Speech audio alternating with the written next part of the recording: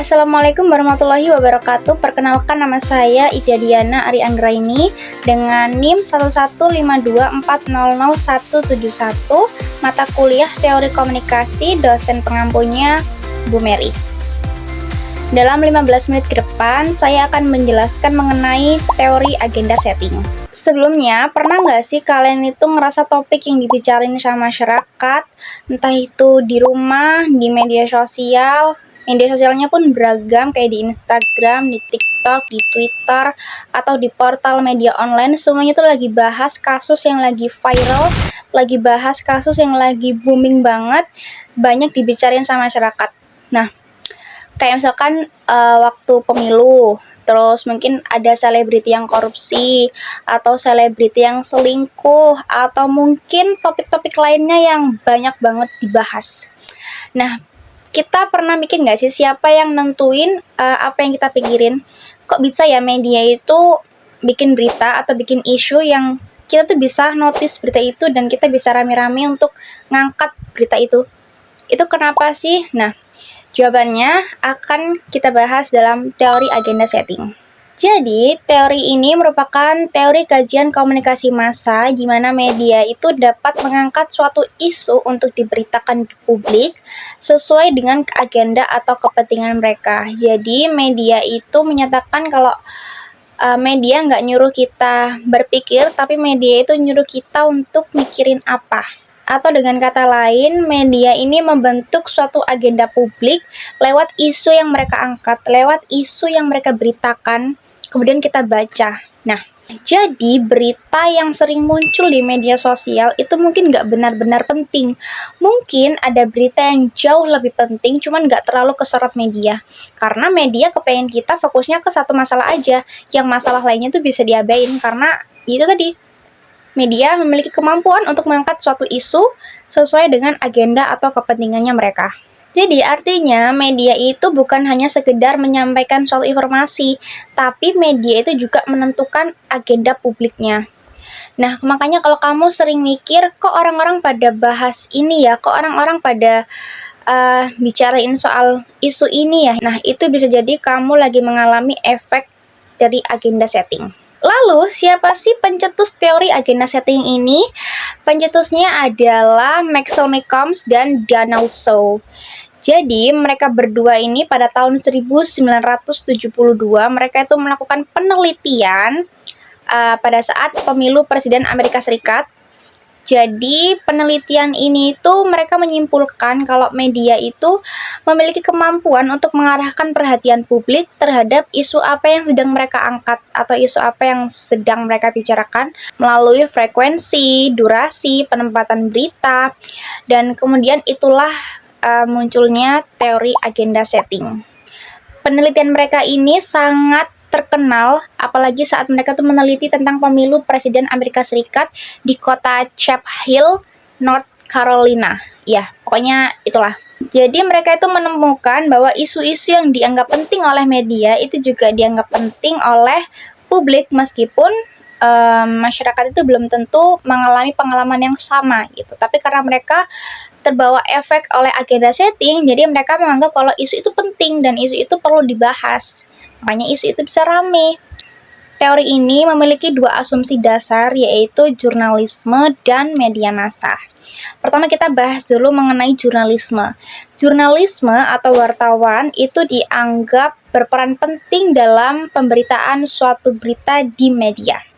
Karena mereka itu menyusun isu-isu untuk disampaikan ke publik. Artinya, jurnalisme itu nggak sepenuhnya netral karena mereka juga ikut membentuk agenda publik lewat keputusan editorial.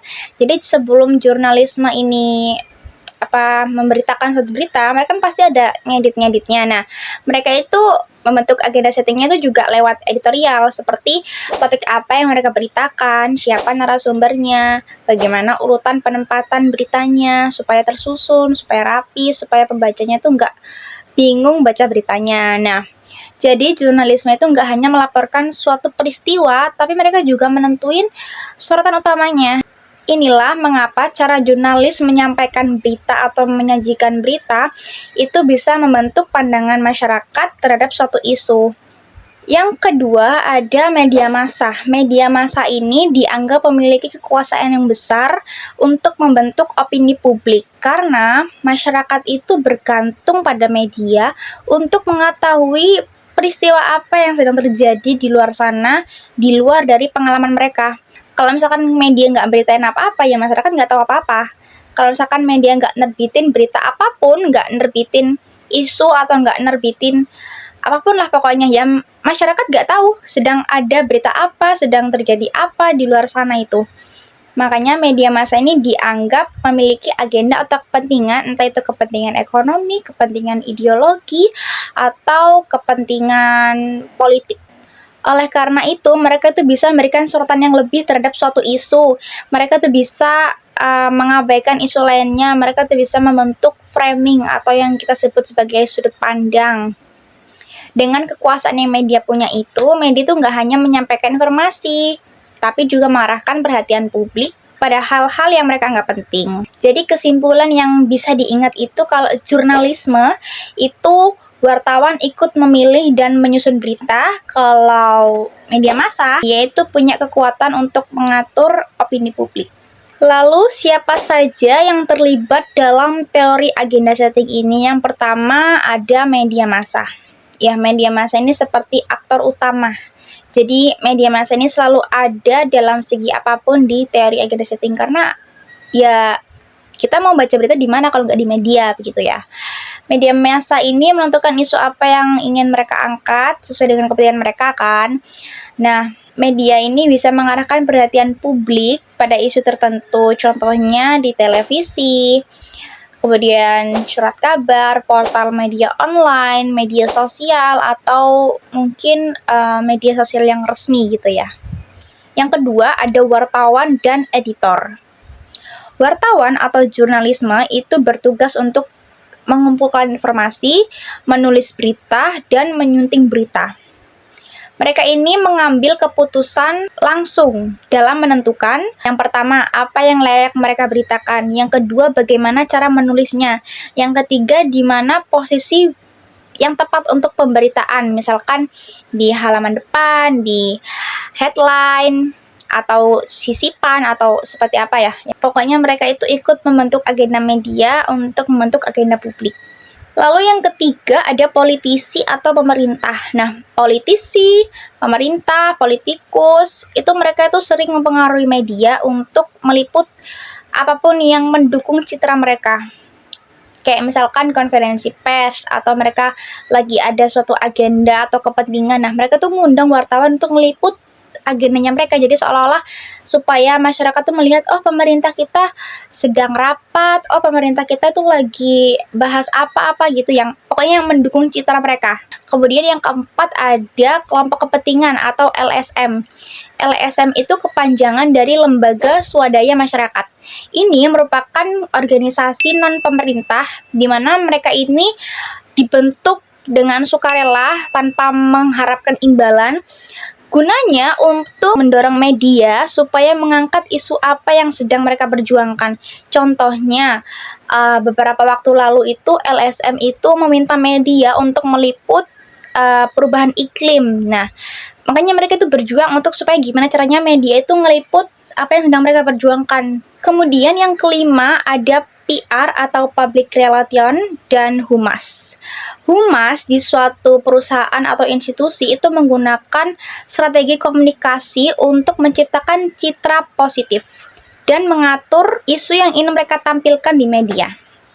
Mereka itu juga mengatur narasi supaya media itu menyorot versi yang mereka inginkan. Ya namanya juga agenda setting, semuanya itu perlu settingan, semuanya itu perlu diedit. Ya, pokoknya semuanya itu perlu disetting. Bahkan ada yang bilang atau ada yang mengatakan bahwa PR adalah dalang di balik layar yang nyusun isu supaya media itu membentuk persepsi publik sesuai kepentingannya mereka. Yang keenam ada publik atau netizen. Di era media sosial ini, publik atau netizen itu juga mempengaruhi agenda media. Karena ada yang bilang kalau netizen maha benar. Bahkan kita pun pengguna media sosial itu juga termasuk netizen, karena kita juga kadang ikut komentar dalam satu postingan yang lagi viral atau lagi rame, itu juga disebut netizen. Jadi netizen itu juga penting, juga ikut terlibat dalam agenda setting, karena kalau ada suatu berita yang viral, suatu berita yang lagi booming, netizen itu pasti juga ikut andil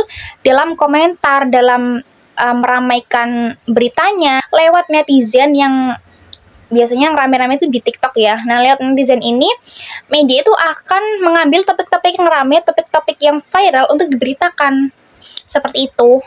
Kemudian ada faktor-faktor yang mempengaruhi agenda setting. Yang pertama ada karakteristik media. Karakteristik media itu dibagi menjadi 3, yaitu yang pertama adalah pemilik media. Pemilik media itu bisa mempengaruhi isi beritanya sesuai dengan kepentingannya. Kemudian ada arah politik. Arah politik itu media itu lebih condong pada pihak tertentu untuk mempengaruhi sudut pandangnya. Kemudian kalau jenis media contohnya ya kayak TV, kemudian media cetak, media online, dan lain-lain. Yang kedua ada karakteristik isu. Ini mencakup aktual. Aktual itu misalkan berita yang lagi hangat, berita yang lagi baru banget terjadi, itu lebih cepat diberitakan dan lebih cepat ramainya. Kemudian ada kedekatan. Isu yang terjadi dekat geografis atau emosional dengan audiens itu dianggap lebih penting. Misalkan ada berita yang lagi ramai di Surabaya. Nah, pasti orang-orang Surabaya dan sekitarnya itu pasti akan notice dan akan tertarik untuk mengikuti keberlanjutan berita itu. Tapi kalau misalkan orang-orang dari Jakarta, dari Bandung, dari Malang, dan lain sebagainya yang jauh-jauh dari Surabaya, itu akan mengabaikan dan sekedar tahu cuman di Surabaya ada berita kayak gini, ya udah. Tapi kalau orang-orang Surabaya asli, mereka tuh akan cenderung dominan dan lebih membahas lebih lanjut mengenai beritanya tersebut. Ketiga ada berdampak. Nah, semakin besar dampaknya yang terjadi pada masyarakat, isu ini perlu dibahas lebih penting. Contohnya ada isu BBM yang lagi ramai kemarin, Pertamax itu dioplos sama Pertalite. Nah, pengguna Pertamax ini merasa dirugikan bertahun-tahun karena merasa ditipu sama pihak Pertamina, karena mereka udah keluarin uang lebih untuk beli Pertamax, berharap untuk motornya ini kualitasnya supaya terjaga karena bensinnya mahal, tapi ternyata mereka ditipu. Katanya Pertamax dioplos sama Pertalite. Dari dampak yang mereka berikan itu, isu ini penting dibahas. Kemudian ada konflik. Ini kalau konflik itu ada pertentangan yang menarik perhatian ya. Misalkan kemarin itu yang viral, contohnya kasusnya Loli sama mamanya. Nah, itu kan ada konflik pertengkaran ya dari kubu Loli dan kubu mamanya.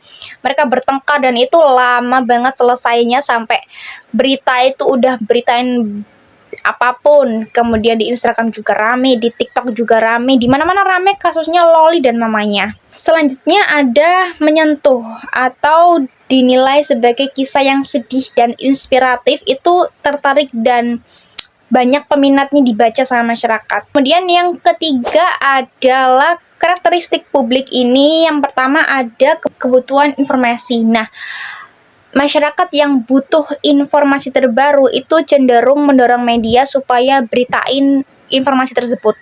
Kemudian ada minat. Kalau misalkan banyak orang yang suka sama beritanya tersebut, media itu cenderung akan ikut memberitakannya dan menganggap kalau itu relevan.